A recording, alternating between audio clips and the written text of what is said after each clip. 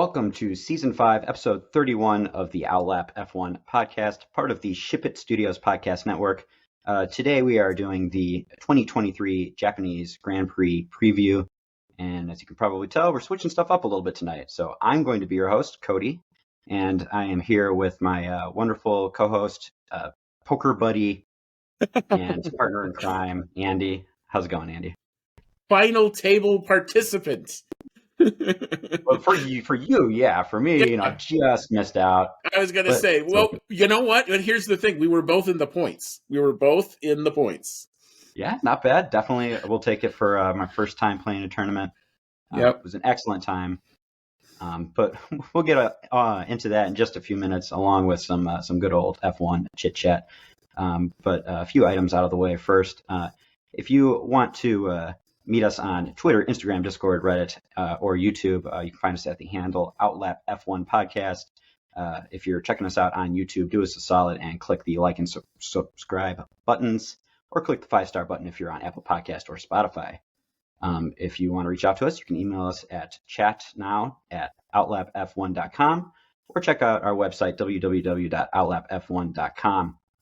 If you'd like to contribute to the show and become what we call a member of the Outlap F1 Nation, you can promote the show via Anchor.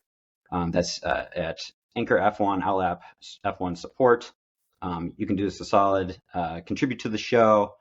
Any little bit helps, $1, $5, $10 as a monthly donation. And you can join some of our loyal fans. Thank you so much to Dean Warwick, Yuri Dolchester, Paul Weaver, Quentin Warden, Kevin Kelly, Regan Stanzik, Timothy Brown, and of course, Jonathan Scott. If you like the products from Manscaped, you can use our code OUTLAP to get 20% off and free shipping from them. And lastly, please check out our man Vincenzo at the F1guy.com, where you can find F1 merch at not necessarily the F1 merch price. Some good products over there. Whew, now that I've got that out of the way, for the first time, it's harder than it looks. Well done, sir. Well done. Thank you. But now let's get into the fun stuff. As you might think, being that we're only a week past the Singapore Grand Prix, not even, we usually have a little bit of a hard time finding news in such a short amount of time, but we actually have quite a bit to talk about here leading into the Japanese Grand Prix race weekend. And I think the first item of business that will probably be very good news to Andy is that McLaren has extended their contract with Oscar Piastri through the 2026 season, so into the new engine regulation era. They apparently have very good faith in what they've been seeing from Piastri, and I don't blame him. He's been doing fantastic in his debut season for McLaren. Looks like the jump from the Alpine family might have been worth it. I personally think it's a great decision on both parties' parts. Oscar's been proving himself, and McLaren is on the rise with their car back to strong performance this year. Andy, what are your thoughts on Piastri sticking around? Well, number one, I love getting the alert on my phone this morning that said it's not welcome Oscar again, basically on my phone. So that was a nice way to wake up. I think this is an awesome move by the team. It does several things. Number one, it extends what the team, it reaffirms the team's faith that they've already kind of shown in him, bringing him up, putting him in the car. He's done pretty much everything that has been asked of him as a rookie. He came into pretty much a very difficult situation at the beginning of the season where the car was not good. And he did not fluster. He didn't bat an eye about it. He just kind of went along, did his thing, did his job. Now that the car is turning better, his form got along better with it, and he's been shining. I mean, the race in Singapore is a perfect example of that. P17 to P10 on a track that you don't get to overtake. Managing to do that just kind of shows how far he's come. And again, he didn't let the fact that he was out in Q1 bug him. He just said, well, I got some work to do tomorrow, and that's kind of what he does. And he's just got this ungodly calm to him. I've started to watch some of his onboard. I've watched the feedback that he gets from his race engineer, and it's all very just calm. Yep, copy, got it, no problem. Yep, on it. We're going to do this. So yeah, this is a great move. It's great for the immediate future. it's great for also when we go into 2026. Look, if and we know the rumors about Lando that are flying about all over the Mm-hmm. place. This is also insurance if the unforeseen happens and they're unable to come to an agreement with Lando past 2025. You know you've got yourself a pretty good commodity and a guy who's going to be on the up and up in Oscar Mm-hmm. Piastri for the long term, which is good deal. I like the move a lot. I figured you would. I, for one, looking forward to Oscar becoming just more and more acquainted with the car getting better, and seeing some really strong rivalries between Norris and Piastri. I think that would make for some great action. But McLaren is not the only team that's making moves to confirm drivers. AlphaTauri is expected to confirm Yuki Tsunoda and Daniel Ricciardo for the 2024 season. So looks like we will be probably getting some disappointment for any hopefuls out there to see Lawson take over one of the AlphaTauri seats. I'm not really disappointed. I think it would have been exciting to see Lawson, get into one of those seats long term. But really, I think it makes sense. We talked about on the last episode why we think Ricardo is probably going to stay in that seat, and it's because he brings much more to the team than just being a talented and experienced racing driver. He also brings popularity to the team. Very outgoing, friendly guy, very personable. And Yuki Tsunoda is a known quantity with the team. He's been driving that car for several years, has been steadily improving. We've seen a lot more points finishes and strong performances from him this year. Didn't really get a chance to try to stuff in Singapore, but he'll be back on the horse eventually. So, Andy, what do you think about Tsunoda and Ricciardo sticking around for the 2024 season, at least, most likely? Well, first thing was, I think the rumor, or I started seeing fringe reports literally as I was posting our last episode, and I went, "Oh, great!" And I remembered our discussion where we're like, "We're pretty sure it's going to be Lawson and Ricciardo next year," and that means we were wrong, horribly, Yeah, horribly wrong, that yet is again. spoiling people. Yeah, not the first time, not certainly won't be the last time, but I mean whether they went with Lawson or Sonoda in this seat, I think is still okay. I mean, I'm glad that they're at least showing some faith in Sonoda, that they're not just kicking him to the curb. That's good. And I do think that they may have bigger plans for Liam Lawson. I know there's a lot of disappointment where they're like, okay, come on, this guy's shown everything, he's done everything you've asked. Absolutely, they have. We do know that there is this specter of uncertainty around one Sergio Perez beyond this season and maybe even after next season. So I think the plan is to hold Lawson a little close to the chest. They're definitely, what I've heard is the backup plan, or what the plan is that they're going to be have him on as a reserve. He's probably going to be the full Red Bull Works team reserve, getting into that team over the course of the weekends wherever he can. And then if Sergio Perez can't do what either Helmut Marko wants him to do, or if Christian Horner wants to weigh in and have an opinion on that, that may be your ultimate next step for Red Bull. So I know there's a lot of consternation. Oh, why are you not putting Lawson in that seat? I think this is kind of they're playing a bit of long chess here. I get it. I understand it. Uh, and I think this opportunity coming for Lawson was not expected. And I don't, and I go back to, I think this is what their normal plan is going to be. So, I don't love it, but I don't hate it either. I Would be a get bit it of a why Danny Rick's going to be there, and I'm glad for Yuki because I think he would have gotten a short end of the stick if they just kicked him out.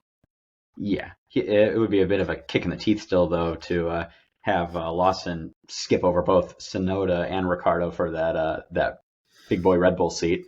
I imagine Sonoda would not be happy with the time that he's Well, put in AlphaTauri if that happened. But well, we know Danny Rick. That's where he wants to be, and no, it's look at this. You're gonna have kind of the best of both worlds if you're Red Bull. If you actually sit back, you can decide what you want. Do you want the veteran presence to be alongside Max Verstappen, a guy who can take team orders if you need to, or do you want the really young and hungry mega talent that we've seen sometimes go in that seat before, and maybe he sinks or swims. That seems to be their mentality. You either sink or swim in that second seat. Now, if I'm Liam Lawson, I don't know that I want to be in that seat, and I don't want to be. Like I said, it's the most double-edged sword seat in all of Formula One, because you get to drive a great car, but at the same time, you know what the expectations are given who your teammate is.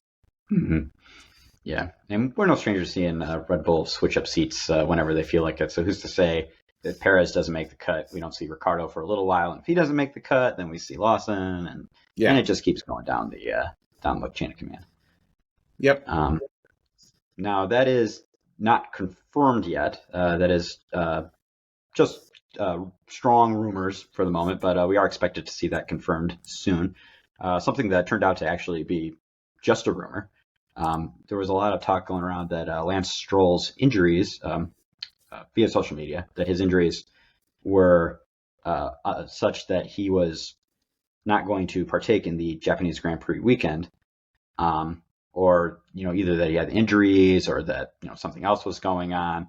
I guess somebody close to Fernando Alonso posted about it on Twitter, saying that he wasn't going to be racing this weekend.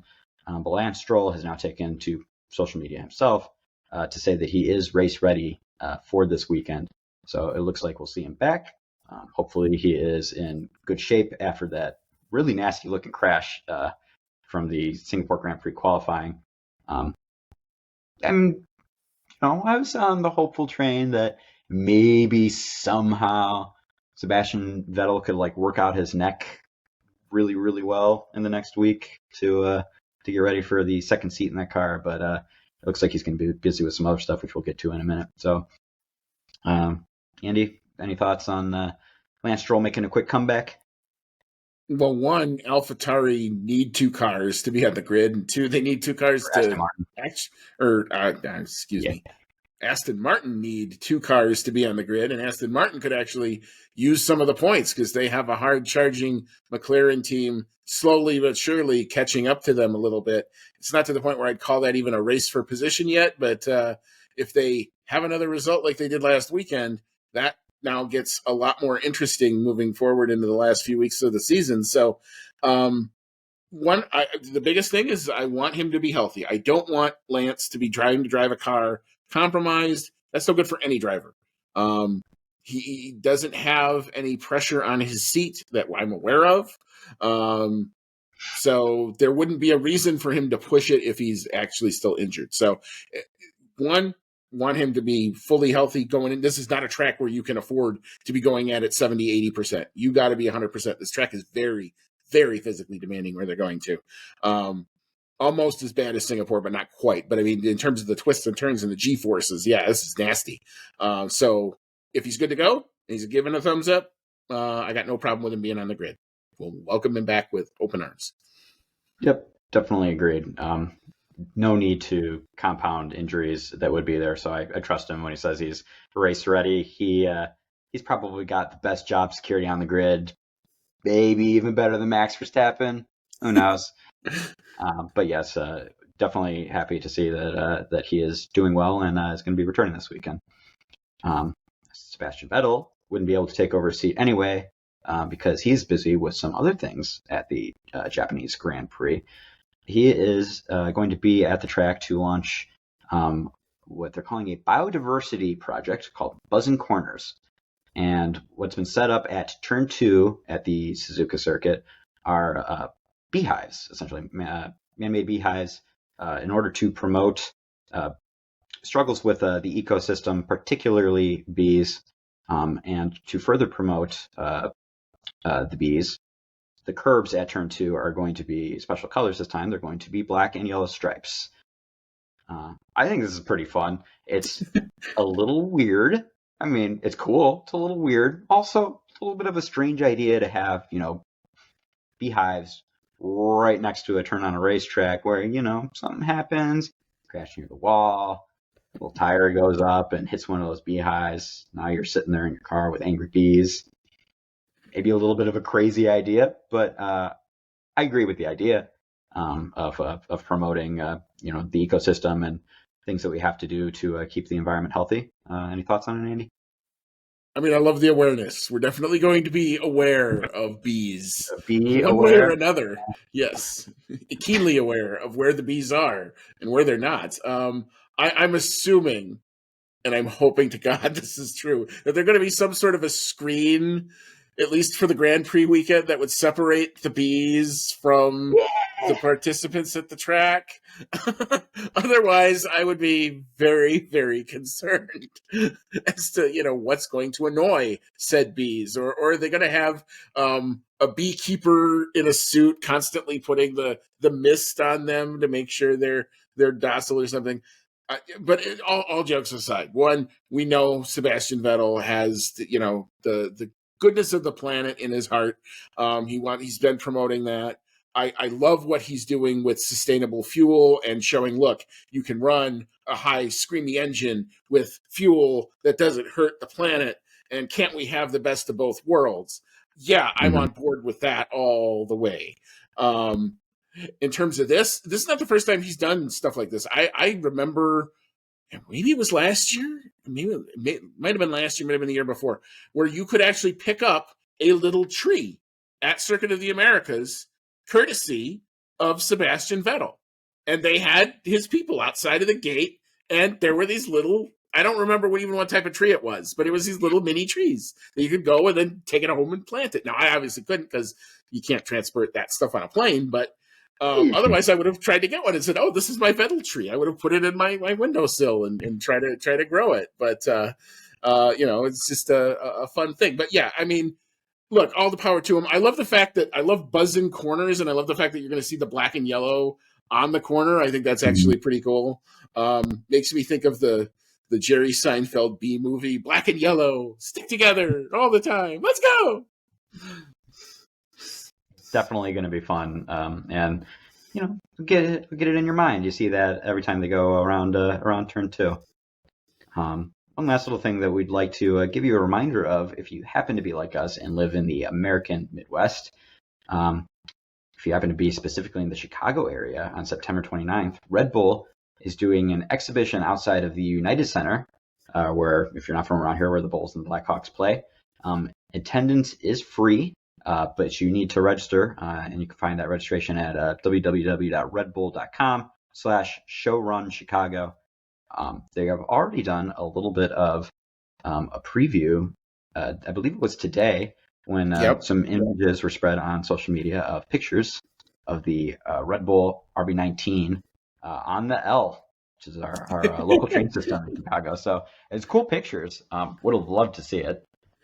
Yeah, I mean, Unfortunately, I work right by there, and unfortunately, I didn't know what was happening. Otherwise, I would have excuse me for a moment. I have to go take a picture, and I'll be right back. But I can't tell from the photo because certain colors when they're on camera change a little bit. I can't tell if it's the pink line or the orange line of which actual train. I think it's the pink line.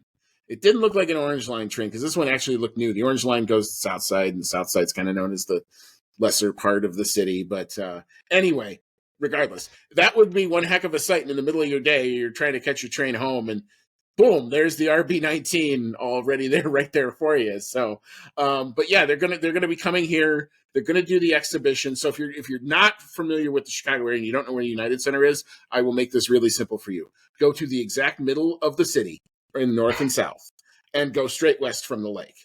That's how you'll find it. You'll run right into it. It's 1801 West Madison. So just keep going west. You'll run right into it. And it's looks like they're going to do a whole bunch of show runs. I think David Coulthard is set to be there. I don't know if they're going to have another driver. I don't know if Danny Rick was at some point slated to do that. Obviously, he's not going to because he should be driving at Circuit of the Americas when they're here. So but again, the only thing that I would say is registration. You do need to register. There is a limited number of viewing areas that they're going to have because they don't want a huge crowd with nowhere to go. But attendance is supposed to be free. So that's at redbull.com/showrunchicago is the link that will have all of the appropriate information for you. And if you're around the Chicago area, we highly recommend you would go. I'm going to get we're going to get our fill of F1 cars when we go to COTA. So I'm going to let someone else have my space in line. And I got plenty of pictures of F1 cars. So, but if you're new to it and you want to go see it, by all means, do it and share some pictures with us. We'd love to have them. Sure, it'll be a great photo op. I would have loved to have just seen it randomly on the train, going back and forth downtown. I would have probably lost it and been like, "Oh my God, it's the thing I like." I want to see it on the Metro so bad. Especially when it comes right past my building here. I have train tracks that the Metro goes by right by my building here, so it'd be hilarious. Yes, it would be fantastic. So again, if you're interested in checking out the car and Red Bull show, you can find that at the United Center on September 29th. All right, so we're going to take a quick break here before we jump into track facts from Pirelli, as well as our discussion on our upcoming game. Again, I made the win last week. So Andy has not made a streak yet, but hoping not for a while. Boy, yeah, I'm competitive, man. I play brutal in poker. At least I tried to last week. You did. Sometimes I feel like I have no chance of bluffing, but this one I've got a good lead in, so I don't even have to bluff. I can just brag a little. Yeah, absolutely. But come on back and we'll get into all that in just a bit. Welcome back to Season 5, Episode 31 of the Outlap F1 podcast. I'm Cody. I'm back with Andy. We just gave you some news leading into the Japanese Grand Prix weekend, and we're ready to drop the green flag and get into the Japanese Grand Prix track facts, as brought to you by Pirelli Motorsport. This weekend, the race takes place at the Suzuka International Racing Course, located in Suzuka, Japan. The number of laps around this track for the Grand Prix is 53. And the track length is 5.807 kilometers. That's 3.608 miles for all of you Americans out there. And the track consists of 18 turns. Tire selection from Pirelli for this race consists of the C1 for the hard, C2 compound for medium, and C3 compound for soft. And the track characteristics given by Pirelli are a 3 out of 5 for traction, 3 out of 5 for asphalt grip, 4 out of 5 for asphalt abrasion, 3 out of 5 for track evolution, 5 out of 5 for tire stress, so very stressful on those tires, 2 out of 5 for braking, 5 out of 5 for lateral load, and a 4 out of 5 for downforce. The qualifying lap record for the Suzuka circuit is a 1 minute, 27.064 seconds, and that was set by Sebastian Vettel in 2019, while the race lap record is a 1 minute, 30.983, and that was set by Lewis Hamilton during the Grand Prix in the same year, 2019. Most wins, and this is statistics for the Japanese Grand Prix as a whole, not just the Suzuka circuit. Most wins for the Japanese Grand Prix goes to Michael Schumacher with 6 wins. Lewis Hamilton with 5 wins is in second place, and Sebastian Vettel with 4 wins is in third place. Some big names, some of the greatest ever with the most wins at this track. Most constructor wins around Japan would be McLaren with 9, followed by Ferrari with 7 wins, Mercedes with 6 in third, and Red Bull in fourth with 5 wins. What's the circuit like, Andy? So show us a driver who doesn't love Suzuka, and we'll show you a liar. The high-speed track remains one of the ultimate driving challenges, with the snaking S-curves, the 2 commitment-rewarding Degners, and the white-knuckle ride of 130R, all highlight in a series of highlights that is one of F1's most seminal tracks. And hey, it's got a crossover. That's always cool, right? As for the weather, and we've had multiple GPs affected by weather, we might have some weather interference this weekend, but it's not going to be too significant. So for Friday, looks like it's probably going to be the best chance of rain. FP1, higher chance of rain falling than FP2. Threat remains high throughout the day, though. High of 86 degrees, so that is very toasty. Chance of precipitation, 58%. For Saturday, we're going to have sunny skies, a gentle breeze, with the forecast currently showing no chance of rain.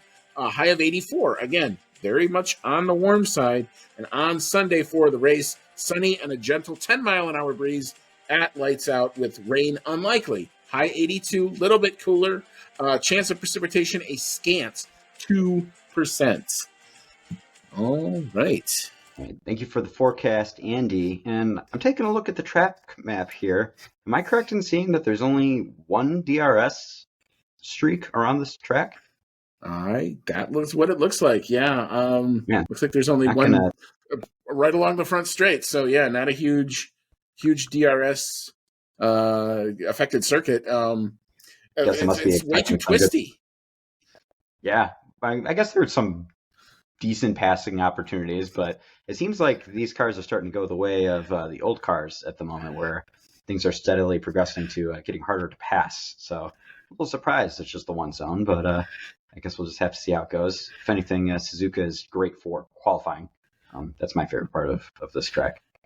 Yeah, I mean, Um, usually your passing opportunities are the spoon corner and the turn 11 hairpin. Those are probably with this spec of car is probably your best bet. I don't know if we're going to see a whole lot of moves going into turn one. I think the DRS will get you tantalizingly close, and then you're going to have to decide whether or not you want to commit or not. and now it's time for the Choose Your Champion game. With the Last week, sound, and the sound is actually timed right tonight. Look at that. Yay, us. Eventually it's going to work so well, like enough times that we're going to be like, yeah, it's just cool. I'm like, it sounds cool. I'm not going to comment on the fact that it never works. But The fact that, like, I don't know what's going to happen if I hit the button. it's too cool to just like leave out when it doesn't work, though. It's cool whenever it pops in. But we are going to get into the Choose Your Champion game. Yep. Last week, I barely eked out a win on the last lap for the Singapore Grand Prix when Hamilton took that P3. Our predictions were pretty far off the mark last week. I think I won with 3 points. One of our weaker showings. So hopefully we get some more accurate predictions in this week in addition to another Cody win. But let's start with the qualifying predictions. I got to talk a little trash. He's dropping shade. I love it. Last year's qualifying pole sitter was none other than Max Verstappen. Andy, I'll let you go first for who you think's going to get the pole here.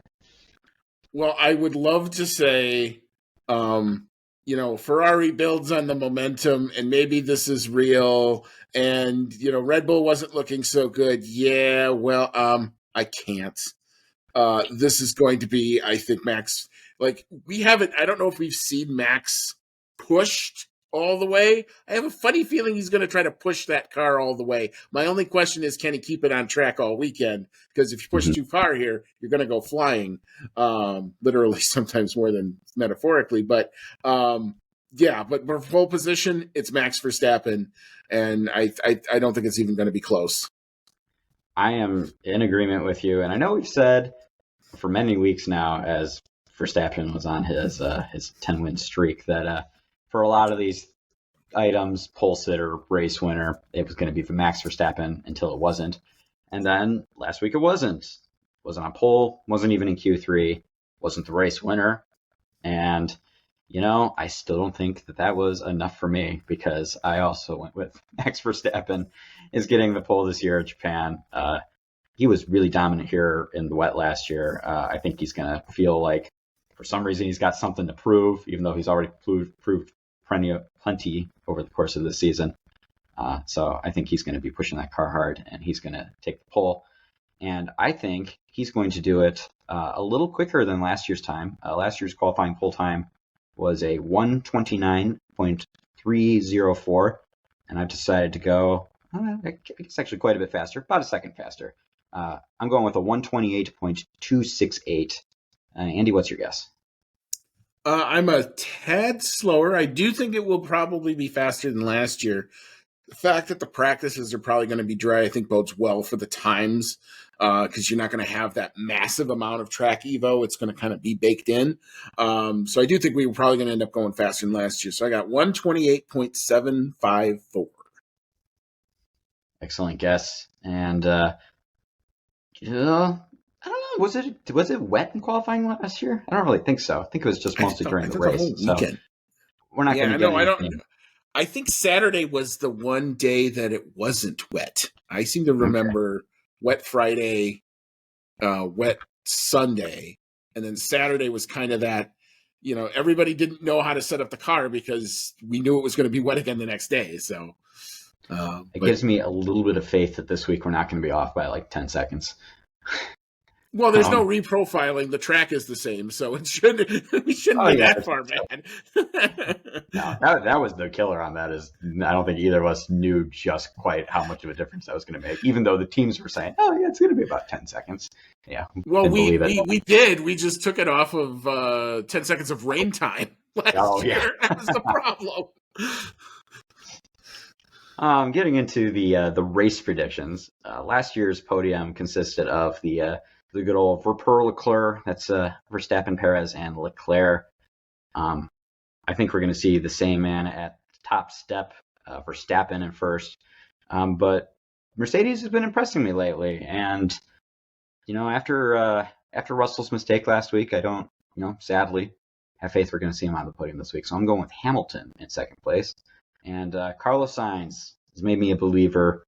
I think he's in the form of his career, and he is doing great things with that Ferrari that maybe it doesn't entirely deserve this year, but it's exciting to see either way. I think Sainz is going to bring it home in third place. Andy, what's your podium look like? All right, so I have no surprise. Max Verstappen, I think this is probably going to be one of those 20-second plus wins where like he's just lap one and gone. It just kind of feels that way to me. But my P2 and P3 are actually quite interesting. Last week, it was the Carlando show. Well, here I'm going to have the Carlo show showing up here. I've got Lando Norris coming home in P2 and Carlos Sainz. I do believe I'm on this form with Ferrari. I think the fact that it was on two completely different tracks between Monza and Singapore, and that car went good, tells me I think they're getting on top of things. I also read a story that said they're going to bring some big upgrades here for this weekend as well. Mm-hmm. So let's see if they can make some more magic happen. So I've got Verstappen, Norris, Carlos Sainz. Right. Man, if Norris does get that P2 podium, it's going to start to turn into a question of just how many runner-ups is Norris going to get before he finally gets that win. I hope it's not too many more. I have faith that it could happen this year. Fingers crossed. I'm thinking there might be a racetrack where we're going to go to that pretty much suits that car pretty good. I can't imagine how you'd lose your mind if Norris won the USGP. You probably want to clear that section out, and we're invading the track. I've never, for all the years I've gone, I've never done the track invasion. If Lando wins that race, we're invading the track. We're invading the track, and I'm finding my way into the podium somewhere. You don't got to tell me twice. It's not going to take any convincing. For the fastest lap and driver, last year was kind of a bit of a doozy because of the track switching between wet and dry and to wet. So last year's fastest lap went to Zhou Guanyu with a 1 minute 44.411. So definitely a rain affected race there. Since it's not looking like it's going to be rain this year, Andy, what's your time look like? I have a 1:32.157, and I guess I'll just give you the driver here. I think this is going to be one of those where they're telling Max to stop setting fast laps over and over again. So Max Verstappen is going to set the fastest lap because he's not going to let it go. I would love to see that, and it always cracks me up whenever you see the stuff of Verstappen's race engineer saying, "Hey, can you slow it down and watch those tires? We don't need to destroy the car." And Verstappen does something along the lines of, "I'm sorry, I can't hear you over how fast I'm going." I, however, don't think Verstappen's going to get the fastest lap here. I think he's going to do the best he can to pace the car to perfection so that he wins by some outstanding margin. I think the fastest lap is going to be going to someone with a margin and a closer battle to fight in the points. So I think it's going to go to Lewis Hamilton again. I think he had it last week. And I think he's going to do it with a 1 minute 31.438. Well, we're close on the time, so that's interesting. So, and we've got two different combatants, and So I guess here's my question then to you would be, do you think at any point, because if you've got Hamilton and Verstappen, we know they don't mesh Oh well boy. whenever they meet each other on track. Do we have a moment? Do you think we'll have a moment, or do you think Max just drives away? I think he just drives away. I think, they've had a couple moments of being together on track this year, and they don't really give each other any quarter, and I wouldn't really expect them to. They are pretty stark rivals, and I'm sure even if they're, going up to the camera being like, yeah, it's in the past and we can still be adults and race each other, I think they still have those hard feelings somewhere deep down, especially, with the craziness that was the last race that we don't talk about anymore. So I think they'll race each other hard, but I don't see anything, purposefully happening. I don't think they'll drive each other off the track too much. Yeah. How about you? You said you sound like maybe you've got a different opinion. No, I did. I just whenever if there is a moment, they tend to there's certain drivers when I see them side by side, I don't expect much to really happen. I expect Mm. space to be given. I don't expect those two to give each other a millimeter of extra space ever. I think if they were running to a soda fountain, they would race each other and try to cut each other off. That's just kind of how they are. So if there is an opportunity, I think Lewis is going to try to send something on him. I just don't know if he's going to have the car to do it this weekend. That's the question. You know what? I'd pay to see that soda fountain race too. Getting into our bonus picks here, I went ahead and picked them this week, and we're going with just on the bubble of the points and just missing out with the 9, 10, and 11 positions. So for this, I am a little sad and disappointed to say that I think Fernando Alonso is going to be scraping by at the bottom of the points again this week.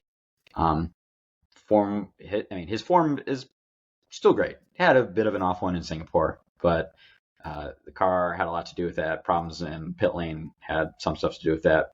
Some uncharacteristic mistakes had a little bit to do with that. I think this week is going to just have more to do with that Aston Martin isn't really working on the car much anymore, and that other teams are beginning to outpace them with upgrades. So I think Alonso's going to have a well enough weekend, but he's going to be coming in ninth, just getting a couple of points. I think Pierre Gasly is going to come in 10th and get that last point. Alpine seems to be kind of hot and cold lately, but Gasly's been, making some good things happen with that car. So is Ocon, but Ocon seems to have more of the bad luck. So I'm giving 10th to Gasly. And then I couldn't help myself. It's happened so many times, and his luck just seems to be atrocious lately. Maybe he'll beat Lawson this weekend. I really hope for his sake that he does, because he needs something to go his way. But I think Yuki Tsunoda is once again just going to miss out on points and come home in 11th at his home course, unfortunately. I hope I'm wrong on that, but Andy, what do you got for the bonus picks? All right, so I am turning the pressure up on the AlphaTauri decision makers, and whoever that happens to be, whether it's Franz Tost or Helmut Marko or whoever, unnamed person at the top of the Red Bull GmbH organization. I don't know, but I'm going to say Liam Lawson to come home in P9. Why? He knows this track. He was racing in Super Formula. He's been at this track multiple times. This is probably the closest thing to a home race that he's got. So I think he's going to go pretty damn well here. Lance Stroll will come back and I think score points. I think that Aston Martin is good enough to definitely be in the points. I think Fernando Alonso is going to have a better weekend. I don't know if he's going to be podium worthy, but I think he'll have a better weekend because, again, I see a lot of similarities between that Aston Martin and the Red Bull car. Didn't go both well for both of them in Singapore. I think they'll both do better here. So Lance Stroll in P10, and Yuki Tsunoda. Just missing out on points. I hate to do it, but I think that that's where it's going to be. I don't think we're going to have a repeat of the shock Kamui Kobayashi podium from a few years ago. Although I'd love, if he somehow made the podium, that would be an amazing story. Yeah, it would be. I forgot that Lawson has something of a home-ish field advantage, because maybe not home field advantage, but at least more experienced at this track than you'd expect from a brand new F1 driver. Yeah, this Yeah, is not him being green here at all. yeah, he'll hopefully take that and turn it into a great performance. Maybe he'll finish above ninth. Maybe that's why I didn't pick him. And lastly, for our prop bet, we're gonna go with our Japanese driver as the subject of our bet this week. Will Yuki Tsunoda make it to Q3? I'm going a no on this one. That AlphaTauri has been kind of meh lately. Yuki Tsunoda has had some terrible luck, and while it could turn around at any time, I'm thinking it's not going to be this weekend. Andy, what do you think? I mean, it's tough course, very much a driver's qualifying course, but I do think several things. One, that AlphaTauri car has gotten some upgrades on it recently. This will be the second go around, and you don't need. All he has to do is keep the tires on it and inflated for one lap, as opposed to multiple laps, which seems to be the problem. And your home crowd tends to give you. I've heard drivers mention this. It's almost as close to like half a second. Well, you give that guy half a second at a track like this, where I think the qualifying, other than maybe Max, I think the rest of that ordering is going to be very, very tight. Yeah, I'll say he makes Q3. Don't know that he's going to hold it in the race because that's a different animal, but over one lap, inspiration, yeah, I'll give it to him. Let's see. Let's hope he does it. I hope you're right. I would love to see him. I would love to see him score points and have a great, home race. But it's just not seeing it. I'm seeing Lawson. It's tough. No, I mean it's tough. I mean he's in a car that's not ideal, and they're not having the greatest season, and it is a very tough ask for him to do. And the fact that Lawson did it last weekend makes it even that, ramps up the pressure that much higher on him. But all that being said, he still is the highest scoring AlphaTauri driver this year. Yeah, that's true. His teammate only has 2 races under the belt, but yeah, definitely the highest scoring driver there. See, this is me manipulating stats to serve my own purpose. All right, that brings us to the end of our predictions. We will we'll review them along with the race on Sunday. So come back then to see if Andy starts the comeback anew. Lastly, if you want to find out where you can watch F1 this weekend, we have really weird times if you live here in the United States. Final Practice 1 is going to be on Thursday at 10:25 p.m. Eastern Time on ESPN2, while Final Practice 2 is going to be Friday really, really early in the morning at 1:55 a.m. So probably not going to be watching any practice then. That's 1:55 a.m. Eastern Time, again on ESPN2. Final Practice 3 is going to be Friday night at 10:25 p.m. Eastern Time on ESPN2. Qualifying. Now, I love qualifying. I love qualifying around Japan. Sure, it's going to be exciting. Probably not going to be conscious for it live because qualifying is going to be Saturday early in the morning, again in that 1:55 a.m. Eastern time slot on ESPN2. And the race, this one should at least be doable. The race is going to start on Sunday early in the morning, 12:55 a.m. Eastern time, again on ESPN2. So everything can be found on ESPN2 this weekend.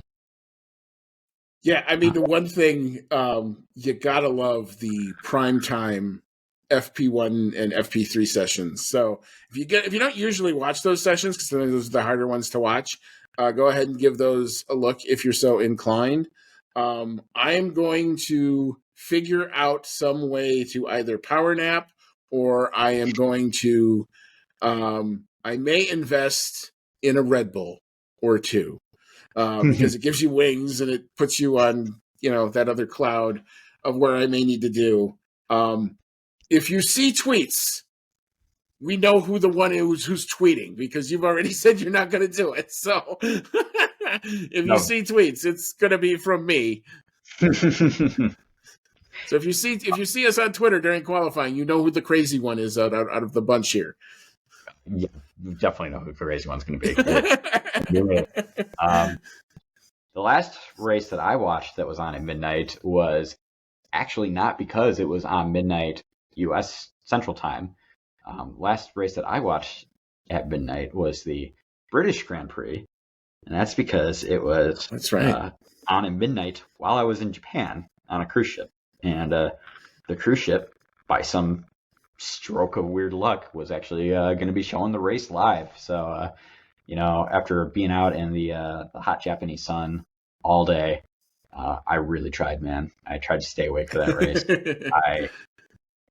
My fiance dozed off in the bed next to me as I was trying desperately to keep my eyes open, and I fell asleep for the green flag. For the green flag.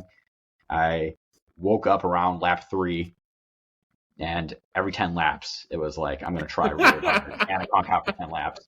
And then next thing I know, I wake up, there's 10 laps to go. I'm like, man, like, it's almost over. Surely I can do it. And next thing I know, I'm waking up, and Max is sitting up there on the top step of the podium, to no one's surprise at all. So hopefully I have a little easier time with it this time.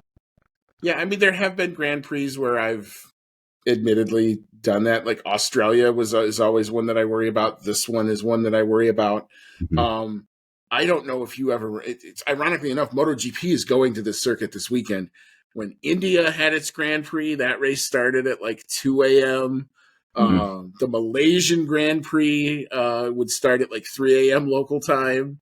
I actually found the closer you got me to 3 a.m., it was better than if it was between midnight and that Mm-hmm. time. So I'm going to have to get creative with my circadian rhythm. The good news is I don't have to get up in the mornings any of those other days other than for Friday. So that's usually enough for me. And the good news is I think I'm going to be working at home on Friday, so I don't have to be up super early. So yeah, it's going to be a combination of a power nap and some sort of mega caffeinated beverage. But I'm going to do my darndest to try to make all the sessions, try to keep involved with what's going on over the weekend. We should be back. We may even have an additional co-host with us on next Sunday night, from what I've read in the threads there. So we'll have to see, but we will. This is the year of moving as water, as we tend to do. Yeah, we will be back on Sunday. Cody, great job running the show for the first time. Let's see if I can actually get this thing to do it. There we go. You're too kind. Good job, sir. Good job, sir. And like I said, Oh yeah, go ahead. To anyone who's watching this and hear me do this for the first time, I promise you, it's really hard. Andy does it so masterfully. I don't know how he does it. I'll get there at some point, but yeah, it's been fun. Looking forward to maybe hosting some more of these previews in the future. Taking a little bit of some of the work off your back, so you can continue to do a great job on the reviews. And any final thoughts for Japanese Grand Prix weekend? Well, we will watch the social media. My guess is something is apt to break while I'm doing the edit. It's not going to fail. But we will keep a tone to, if anything that majorly breaks, we will do our best to bring it to you. And like I said, we'll be back on Sunday to recap it all, good, bad, and different. So for everybody, again, connected to the show, we love to do this. It's why we enjoy doing it. And as always, may all your laps be fast.